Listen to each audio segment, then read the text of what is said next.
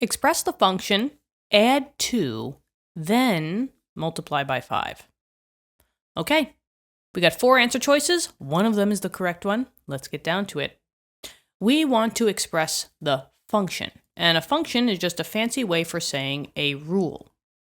Now, to express a function in mathematical terms, we use random lowercase letters, right? Technically, that could be uppercase as well, but for these, they're all lowercase, whether it's the rule H, rule K, F, or S.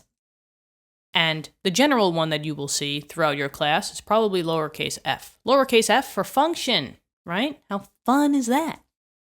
And the rules always tell what the variable will do. The variable is always the one that's trapped in the parenthesis because you're bossing the variable around. Number one variable that we've used since the beginning of time, is the x value, right? That's our variable. But as we see here, we can have different variables, v, t, b, and then the x. But now, all we're going to do is we're going to use our variable and apply the rule. So the first thing that they say is we need to add 2. But the question is, add 2 to what? Right? What are we adding 2 to? That's what we don't know. The variable. And I would highly recommend using the variable that we know and love, which is x, as what our answer is. And then you can just manipulate, or, not manipulate, but you can pick the right answer choice that looks the closest to yours. Now we want to add 2 to the variable. And with addition, I could either say x plus 2 or 2 plus x. Does not matter, right? Because they're identical. But maybe because they said add 2, let's take the x value and then literally add plus and then the 2. So I know I need to have a variable plus 2.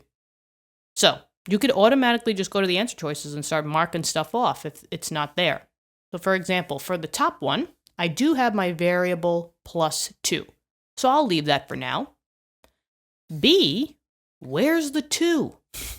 This is t plus 10, not t plus 2. So goodbye, and you don't have to look at that ever again. The next one has the variable b plus 2. So that's in the running. And then the last one, once again, where's the 2, right? So bye. Now we move on. You already have down 50-50. Okay. So now, after all of that is said and done, after, we want to multiply by 5. But the whole thing is, what do we want to multiply by 5 by? The whole entire thing.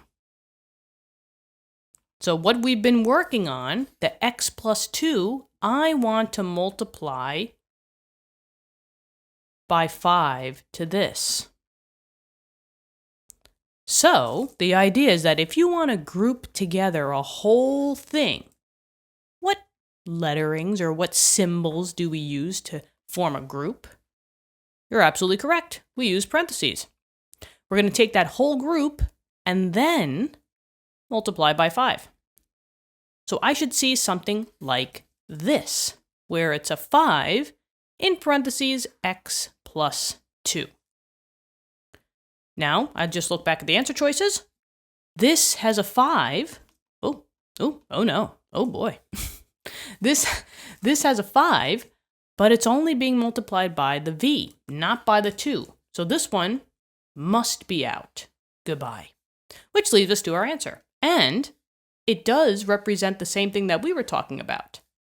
5 in parentheses b plus 2. So this is the function notation. F of b equals 5 times b plus 2. And there you go. What'd you think? Thank you so much for hanging out and learning about function notation with me. If you guys want more practice and if you want to have more fun, head on over to our website, glazersguide.com. The link will be in the description, and there's a link at the end of the video if you want to click that as well. Tons of questions there, learning, step by step with us. We got you guys. I hope you're having a great day out there, and I'll talk to you soon, okay? Bye-bye. For more practice and for more fun, go to glazersguide.com. And for more practice and for more fun, come on, go to glazersguide.com.